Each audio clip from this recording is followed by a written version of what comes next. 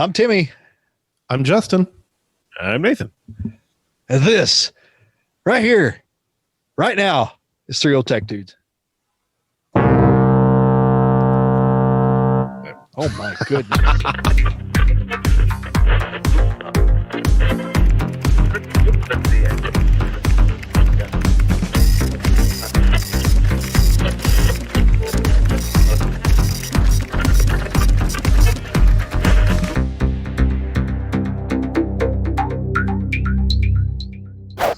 What are we talking about today, Timmy?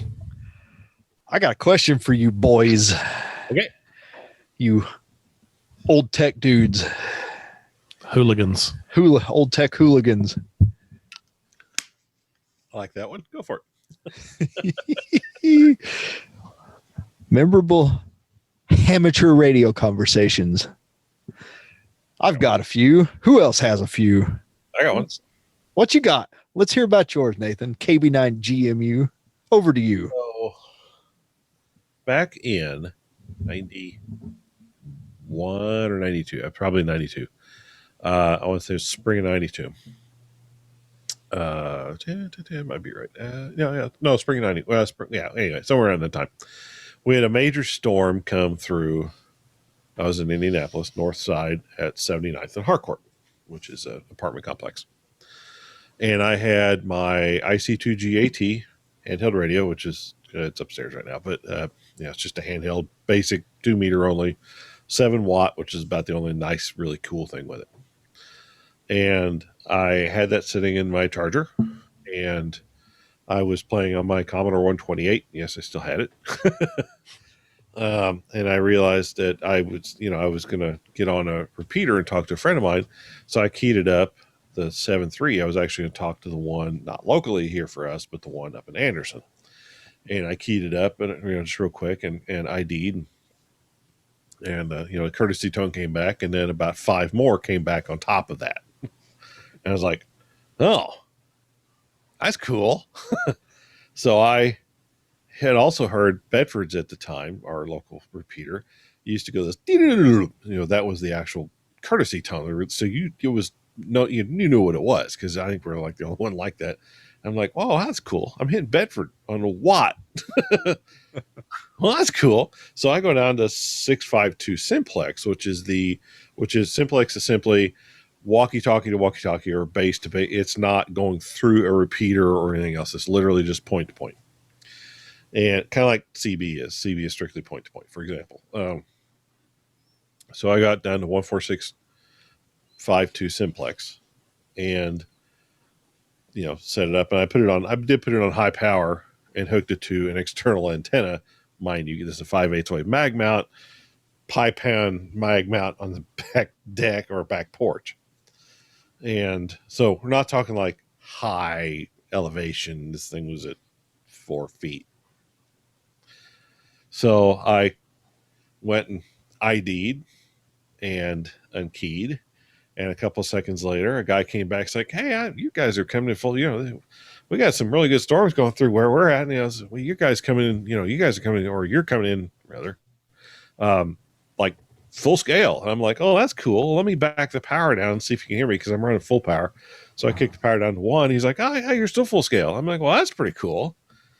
I'm like, yeah, just, I heard, realized that I was having a few repeaters come back to me when I was on one of our local repeater channels. And I'm like, so I'm in like north side of Indianapolis. Where are you guys at? It was him and actually another like friend of his together, or husband and wife, I can't remember what it was now. They're like, oh, we're on the beltway around San Antonio, Texas. That's on awesome. a handheld. I'm like, that's cool. So I'm like, yeah, we went back, talked back and forth for like 15 minutes. And another guy breaks in. There's a VE call. Oh, well. Out of Ontario, Canada. He's like, yeah, my wife and I are heading out to dinner. We just heard you guys talking. And I'm like, well, I'm in Indianapolis. The other guy's in Texas. And we're all three of us carrying on a simplex conversation with less than 20 watts. One of those rare moments where 2 meters behaves more like 10.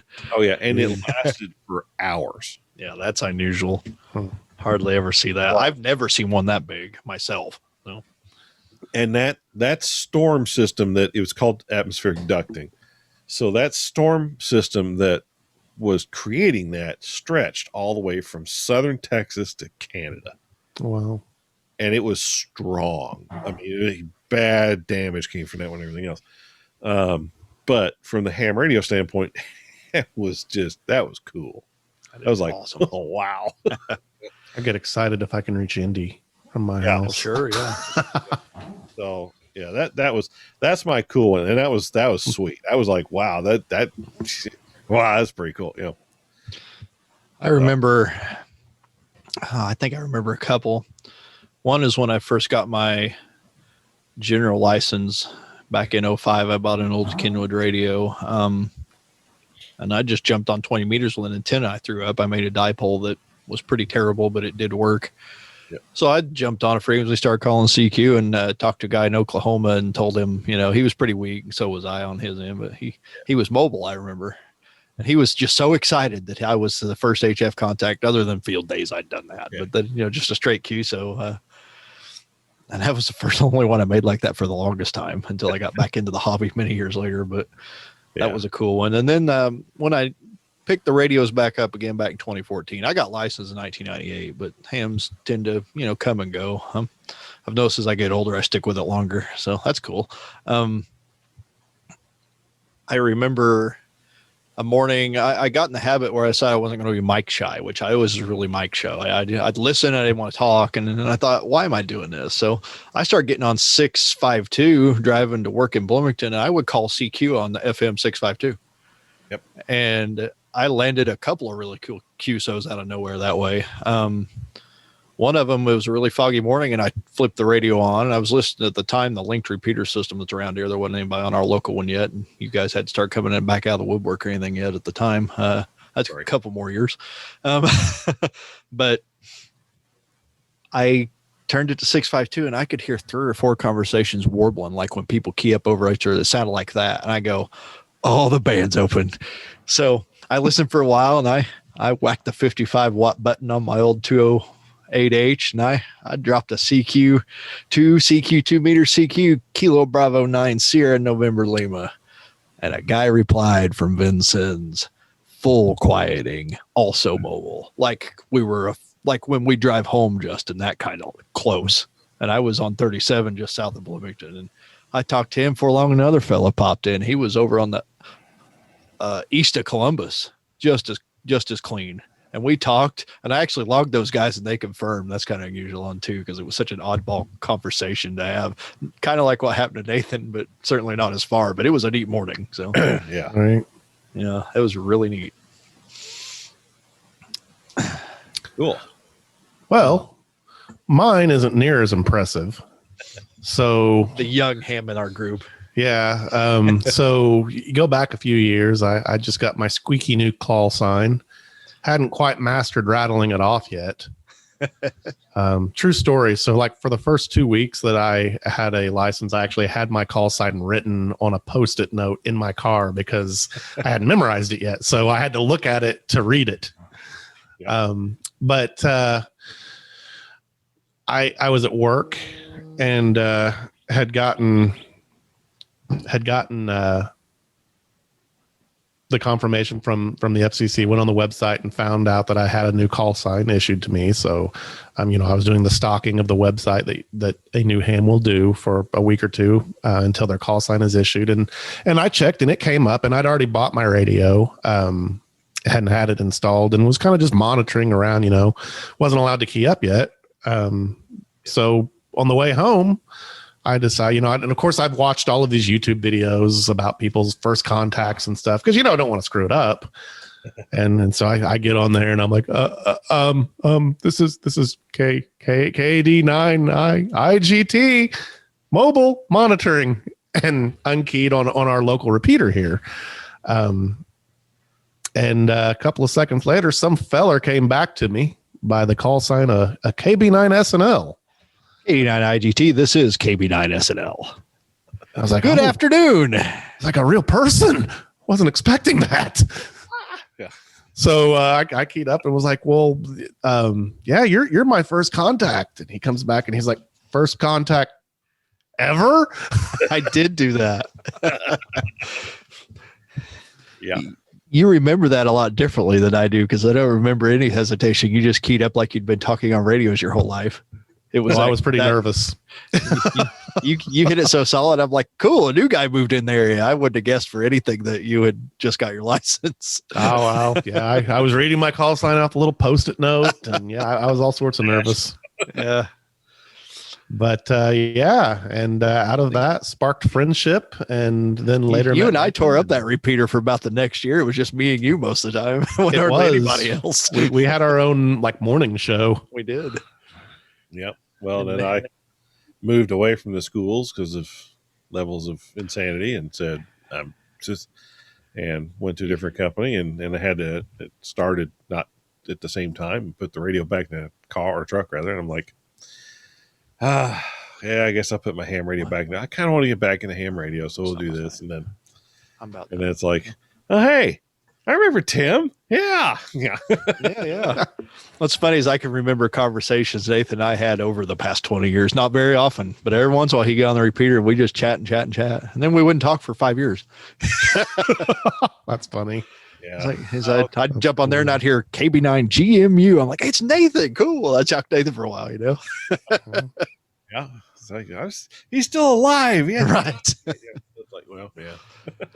I feel like the 7.3 is kind of a meeting place like that for people, in that, you know, sometimes somebody, and that's usually the repeater that someone will key up on if they haven't talked in forever, because it does have a pretty massive footprint for a local repeater that's unlinked. I've always been intrigued by that because it's not the only repeater, but it is always the go-to, and it always has been. Yeah. There's a lot of people who use that repeater, so yeah. Or at least monitor it. Yeah. Well, I think the group we have now is more active, which, I mean, it's, we'll say 2020 notwithstanding, because just, yeah, anyway, but we've got, you know, like Greg, for example, from Shacking Off. Love that channel. It's Greg. That's awesome. But, and then we've got, Al, we've got, you know, who are active now. So, for example, Tim, you got your mom and dad who are on there. They are. And one of my brothers too, on occasion. So. Yeah. And it's one of those that, like, when I got my license, and so this is funny. So I got my novice first, and then I got my tech. So I was a tech plus at the time. So, because I actually had my full novice, I had code and everything. So when I got my tech, I had the radio already. This is 2GAT. And I had it in the car, and I was listening. Because I was like, if I pass the test, I can use it right then. Because I already had a call sign. You know, you're just a temporary KT, and you go. And so I did. I went, and Peggy Coulter, who was our section rep forever, and she's passed away now, sweet lady, was the one giving the test. I got in there, passed the test. She's like, well, congratulations, you're a tech now. I'm like, yay, cool. Well, honestly, she was the sweetest lady. I really, if you guys never met her rather, didn't, yeah. It's you missed. She was just real like, looked like your grandma, you know, just an old lady, just like not very big, but you know. So I left that test, which was, let's see, Greensburg, maybe, I can't remember where was that now. And I'm heading home, and I turn on I was heading back. Yeah, I was actually heading home. So I decided I was going to, because I was outside of the repeater coverage for our 7.3 repeater. So I got on the mighty 525 repeater, W8VZY. Yeah. So I got on there, and I heard a couple of the guys calling, and I just went back to them and said, hey, it's KB9 GMU temporary AT. And I keyed, and it was dead silence. Oh. I'm like, oh, come on. And about a second later, a guy gets on there. Oh my God, there's another one. Like, wow. I have the license. I have the paper. That's hilarious. So there's an N9 GMU. Oh, okay. Party. That's hilarious. They're like, it's another GMU. I have since met Marty, but I didn't know him at the time. Like, that's great. Okay. I still know those guys. That's fun. That day. But then I got back to Bedford because I was driving back home, and it was kind of funny. I got on the 7.3 repeater and I did a couple times, and I didn't know who W9QIQ was. I assumed he was still alive, which he wasn't. So I called for him. And of course, that's not going to happen. But like, no one came back to me for like a month. And I'd hope at this point, assuming people are hearing it, that if someone does call on our local repeater, some of us will answer. I mean, yeah, not every time. I think our repeater has a lot of time during the day that nobody's listening, honestly, but I don't know. It does, but I also think anytime you hit that repeater up, probably between the hours of 4 and 7 in the evening, you're going to get somebody come back to you. I'd agree. And at the time, like, no one did. But then I started to get to know some of the other guys locally through the friend of a friend type thing, and got to be more and more. And then a few new guys started coming into the club, like Dewey, who used to be WD9DKO, and I don't remember what it's called now is, but His is actually still the same. is it DKO? Yeah. Okay. It's the other guy, sounds Claude, familiar. that changed his call. That Claude fella changed his. Okay. Yeah. Oh, that's right. I used to always confuse those two fellas. Yeah, E9UCZ changed it. Yeah. Something. His nice W9WUF now, I think. Yeah, something like that. Yeah. But we had so Dewey and I were the ones that did the amateur television together, for example. So we did that. And then it's like, I kind of started to get to know a lot of the guys in the club and Sure. and all that kind of stuff. I mean, it was at the time, it was a little harder to kind of get used to the guys or like used to them, but get to know them, I should say. Whereas today, you just show up at a meeting and, we'll have our normal business part of the meeting, but then when we're done, we usually don't shut up for another hour. You came into the club at a time it was about to grow again, just from what I've learned of the club. So, it did. Yeah. Because the 80s were not a real good time from what I've seen. It's not a bad time, but there was no growth. It was a small club. There was all the really old guys were kind of tired of dealing with it. That kind of thing was happening in the 1980s with it. So yeah, and in the early 90s to late 90s, it really it grew massively. Sure. And it's really been pretty healthy ever since. So it's there. I think I want to say, what's about the time that you got fed up and left? Was that like do something like that? Yeah, that's about. I happened to miss that, but I just was young and dumb and had little babies and left in 07-ish. So because I was worn out. There was a time period when it was kind of not doing well for reasons. Mm-hmm. I honestly wasn't. I had went to a meeting or whatever, heard the bickering and arguing about whatever, and I'm like, heck with this. And Forget that, yeah.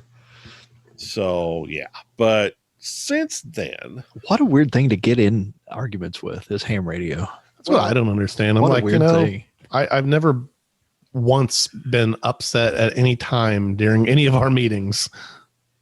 No, old boys would get lit up over stuff. I don't understand it. Like, you could pretty much say whatever you wanted to do at the club and we could vote on it. And it's like, well, either do it or we won't, but I'm not going to get mad about it. But there was a time when it got mean, like really mean. Yeah. Well, there were some operators and fellows in the club that kind of.